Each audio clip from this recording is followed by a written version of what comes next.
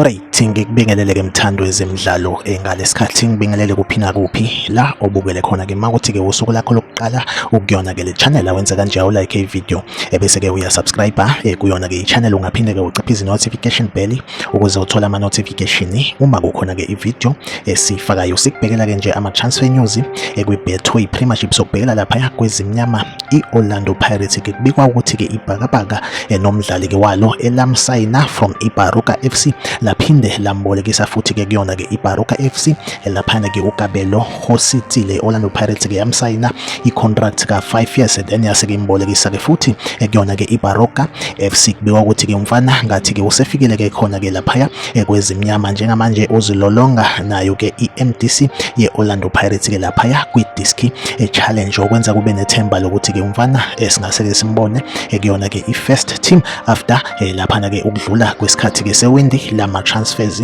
ngoJanuwari-ke. Iyona update nje encane engiyiphethe-ke njengamanje. Like ivideo, usubscribe kuyona-ke i-channel. Mina nawe ngizohleze ngikhona ngulethela-ke ama-transfer news kwi-Betway Premiership. Okwamanje-ke ivideo yethu asibambe la, nisale kahle.